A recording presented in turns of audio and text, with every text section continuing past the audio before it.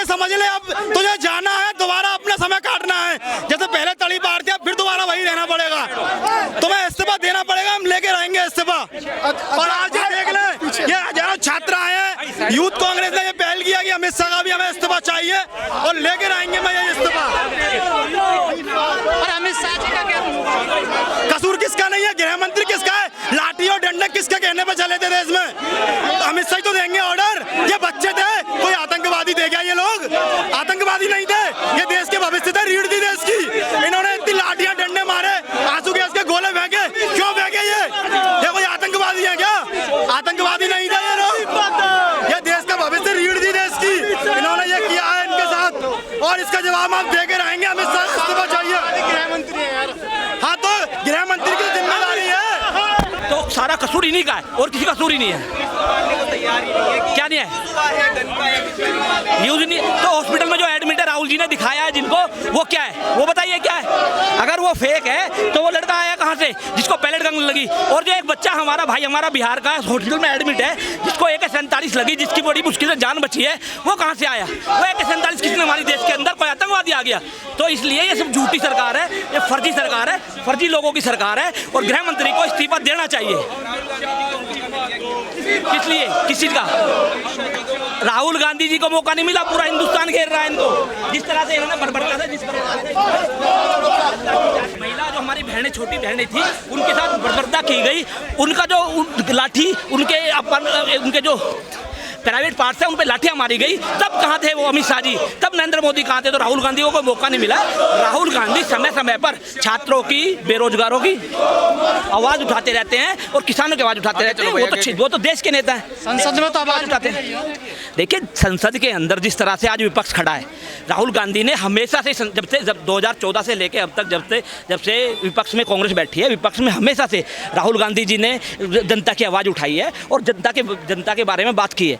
आज जैनजी, जो हिंदुस्तान का जैनजी था, जो जंतर मंतर में बैठा था 20 तारीख को, जिसने शांतिपूर्ण प्रोटेस्ट किया, और उस प्रोटेस्ट को इन्होंने बर्बरता वाला प्रोटेस्ट बना दिया, और पुलिस ने, और जो देखिए मैं कंगना जी के बारे में इसलिए नहीं बोलना चाहता, वो महिला है, पर एक महिला होकर इस तरह की अगर अभद्र भाषा का प्रयोग महिला के लिए करती है तो उनसे ज़्यादा तो कोई है नहीं, क्योंकि वो तो इतनी पढ़ी लिखी है कि 2014 में देश आज़ाद हुआ उनके लिए। तो और जिस तरह की मूवी उन्होंने बनाई है और समाज में जिस तरह का मैसेज उन्होंने छोड़ा है, उससे तो आप सब वाकिफ है। कंगना रनौत की बात नहीं करेंगे, वो पागल लेडी है।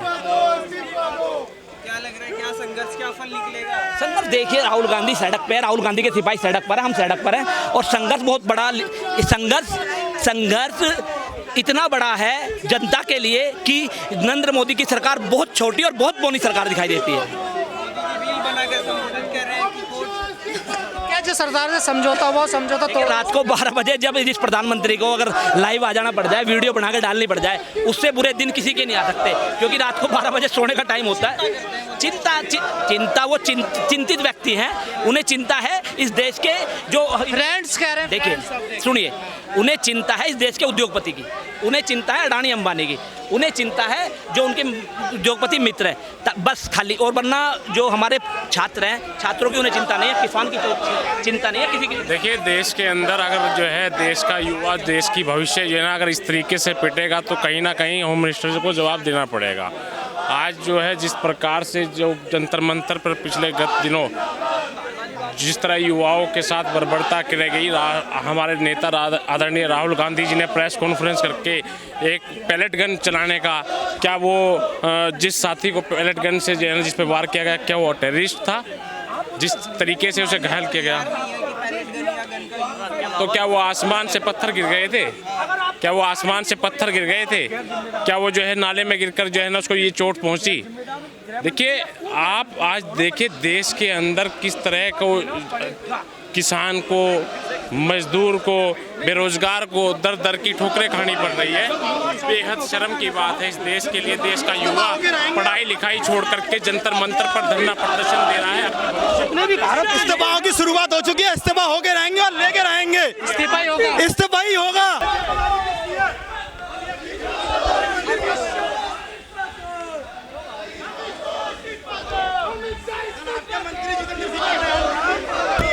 डीएम करते हैं तो सालों से गाते आ रहे हैं कि कार्रवाई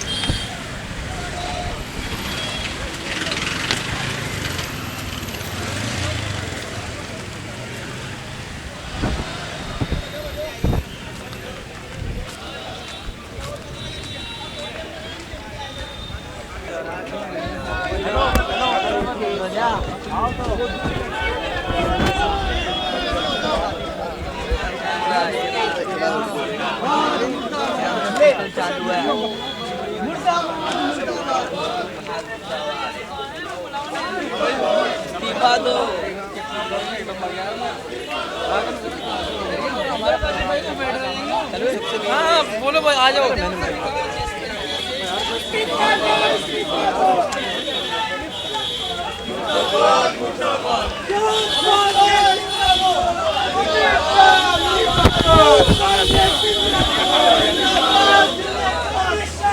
नमस्कार, आप देख रहे हैं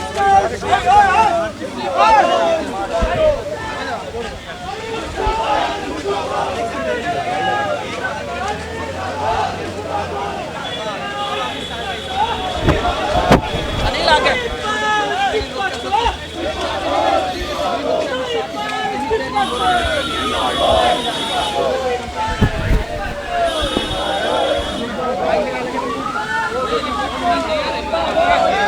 इस तरीके से देखिए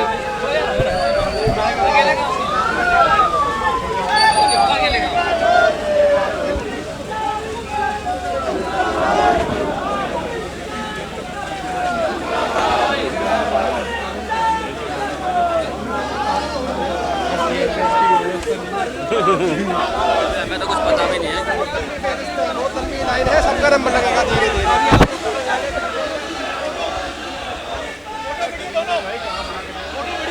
चलो